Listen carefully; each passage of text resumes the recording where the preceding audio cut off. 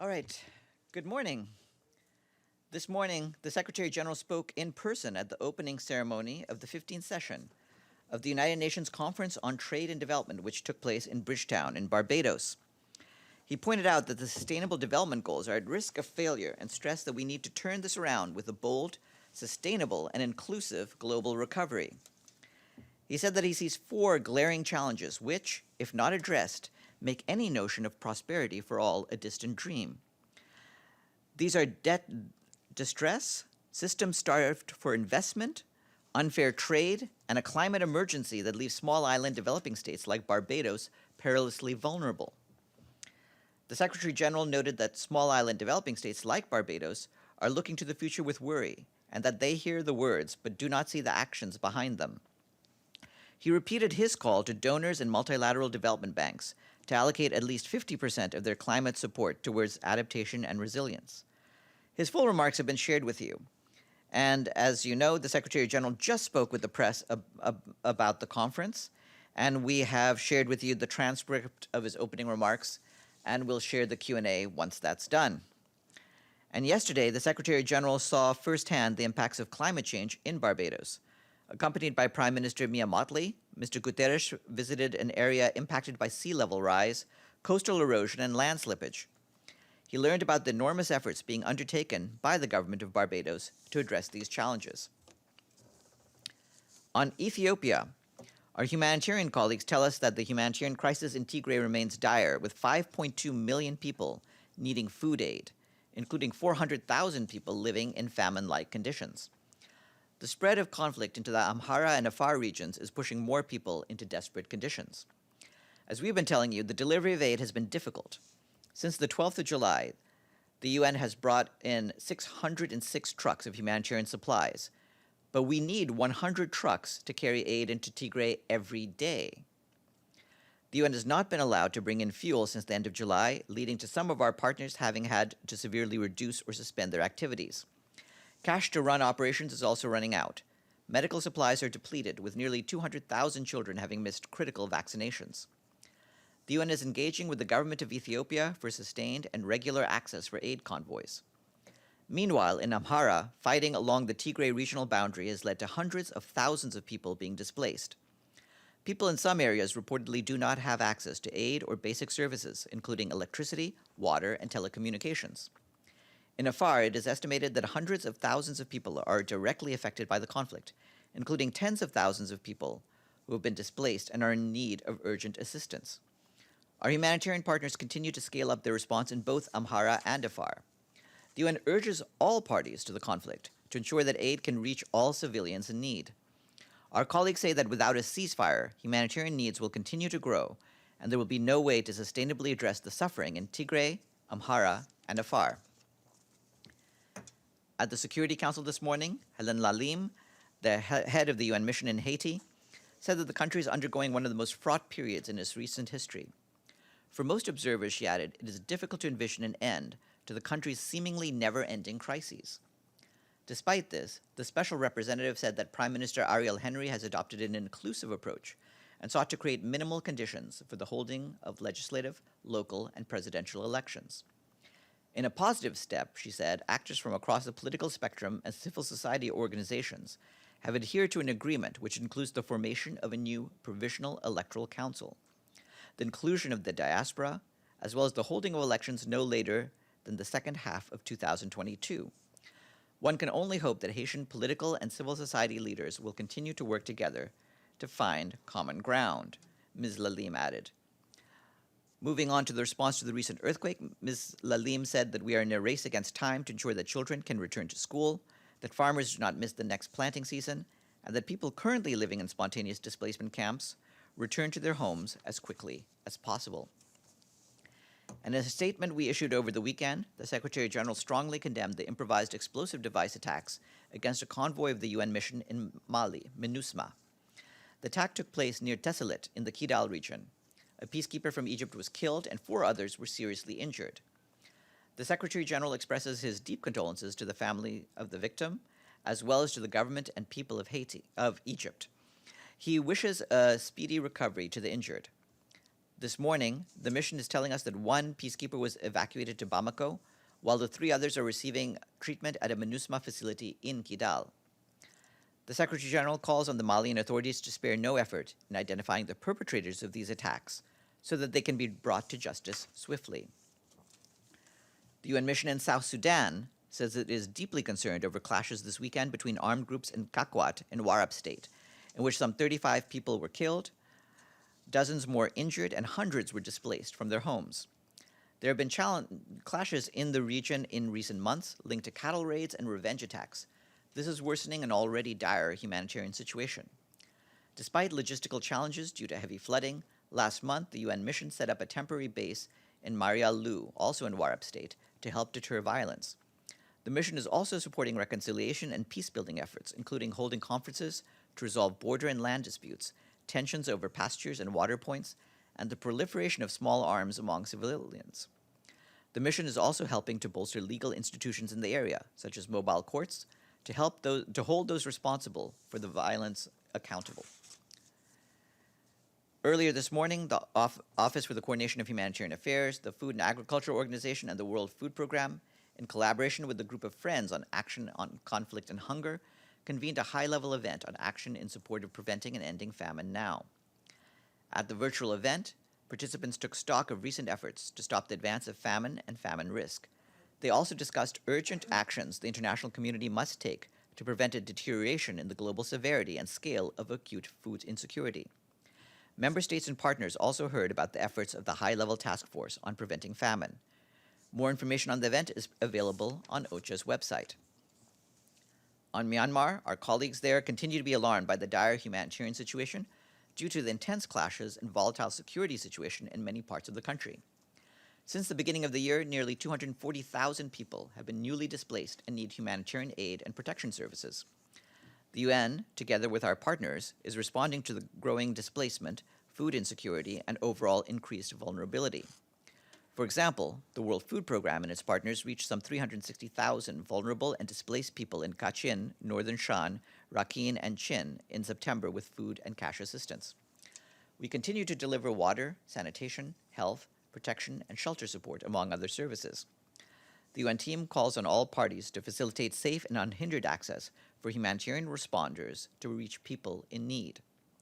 It also appeals to donors for strengthened commitment to the humanitarian cause. Just 1/3 of the $385 million for the Humanitarian Response Plan and Interim Emergency Response Plan have been funded, and our colleagues appeal to donors for a strengthened commitment. I have a Covax update for you. Nicaragua recently received nearly 140,000 vaccine doses through Covax to boost its national vaccination campaign. This brings the total number of doses Nicaragua has received from Covax to more than 1.4 million. The UN team calls for the continued use of masks, physical distancing, and hand washing, among other measures to prevent the spread of the virus. Today is the start of World Space Week. This year's theme is Women in Space, which aims to bring more awareness to the issue of gender diversity in the space sector and identify the obstacles that women are facing when entering space-related careers. According to reports, 20 to 22% of the entire space industry workforce consists of women. The UN Office for Outer Space Affairs created the campaign Space for Women to promote women's empowerment in space, being mindful that women from different backgrounds and from different regions face different issues. And today is also World Habitat Day with the theme Accelerating Urban Action for a Carbon-Free World. The theme recognizes that cities are responsible for some 70% of global carbon dioxide emissions, with transport, buildings, energy, and waste management accounting for the bulk of urban greenhouse gas emissions. Events and activities during World Habitat Day will explore how national, regional, and local governments and organizations, communities, and the private sector can work together towards carbon-neutral, inclusive cities and towns. More information is available online. And now, before we turn to Monica Grayley, we'll take your questions. Yes, James.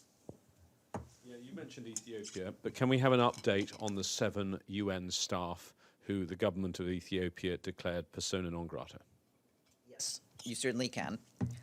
What I can confirm is that none of the 7 UN staff named by the Ethiopian government is in the country at present. They have been moved from the country to ensure their safety. I'd like to add that our position on the declaration of persona non grata status has not changed. is the long-standing legal position of the organization not to accept the application of this doctrine of persona non grata with respect to United Nations officials. And as we've said, this is a doctrine that applies to diplomatic agents accredited by one state to another state. So if you're so sure of your legal position, why have you backed down and taken the people out of the country? Again, we want to be sure of their safety. As you know, where our staff are deployed, we depend upon the national authorities to ensure their safety. If there's something that calls it to question that, we'd have to respond accordingly. So what happens now? Hold on, Philippe has a question, a follow-up, and then we'll go back to you. Yes, Philippe. Yeah, just a follow-up on that. Are you going to replace these 7 people very soon? At this stage, we're evaluating our steps. We intend to continue to go about our work. We do not, as I've said to James, recognize the applicability of persona non grata status, and we stand by the neutrality and the even-handedness and professionalism of our staff. But that said, we'll have to see what needs to be done to make sure that we can carry on with our work. We are carrying on, as I said at the start of this briefing, with our work in Ethiopia, and we'll continue to do so. Yes, There's James. another follow-up. So is the plan now to try and persuade the Ethiopians to let these 7 back, or is the plan now to replace them with other staff? At this stage, we believe that the staff that the Secretary General and the UN Secretariat have deployed are the people who are fit for the job, and we believe that they should be allowed to go about their work without hindrance. Ibtisam. Follow-up. So, where did they go? Are they in a neighboring country, or? Different places. Some of them were already outside of the country prior to this declaration. But in any case, we believe that they need to be able to go about their work, including having access to the country as needed. Just a follow-up. So did you have any indication that their safety could be in danger, and you could entrust the local authority to protect them? Because this is a little bit different from what you said Friday. Was it Friday? Well, on Friday as well, I said that if there was anything that had an impact on their safety and security, we would take that into account. So I believe I said that then, and that's one of our main criteria. And we want to make sure that our staff are able to go about their work and to do so in safety and security. Yes, please, in the back. 2 questions on Cyprus. Does Secretary General plan to inform the Security Council regarding the latest Cyprus issue developments? This is the first one. At this stage, there's nothing to report back, but of course the Secretary General remains in regular contact with the members of the Security Council about Cyprus, and he and the other officials of the system will keep the Security Council posted as needed.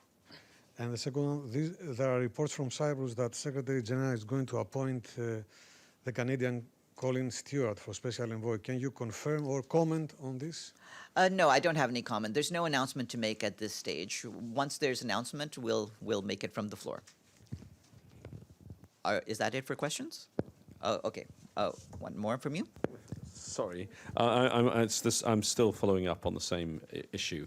Was there any specific threat or risk identified with regard to the 7 staff? Because you're now invoking safety. You said on Friday, if there was a safety issue, it would be one of the things you took into consideration. Did something come up over the weekend, a specific threat? I wouldn't have any comment. The basic point is as I said, for us, our priority is to make sure that our staff can go about their work safely, and if we cannot do that, then we have to take other steps. Yes, please. Okay, then a follow-up on that. Does that mean that, what about the other stuff that you have there? The regular stuff that they need also to be provided security from the local authorities? Are you No. afraid or having any doubts on their safety? At this stage, we believe our staff is able, who are there on the ground, are able to go about their work. Of course, we're evaluating conditions as they go day to day. Yes. Hi, I see 2 news from Libya as of right now. Libyan parliament adopts law on legislative pause, says spokesperson, and the mercenary, that some mercenaries left the country and started the withdrawal. I just want to ask if you know something about it, and if yes, if you want to comment. We're certainly aware of the action, the reported steps taken towards mercenaries. Obviously, we made clear the need for the Libyan authorities to have sovereign control over their territory, and we'll keep abreast. But you've seen what the Secretary General and the members of the Security Council have had to say on this particular issue. Regarding the question of the polls, obviously we welcome anything that helps move along progress towards having, as we've intended, an election by the date of the 24th of December. And just to follow up, so you can't confirm right now that mercenaries are actually leaving the country? We're aware of the reports of what the authorities have said. As you know, we've been reporting back, including through our panel of experts, about what they know about the actual presence on the ground, and will continue to do so. And if that is it for questions, I'll turn over to Monica. Sorry.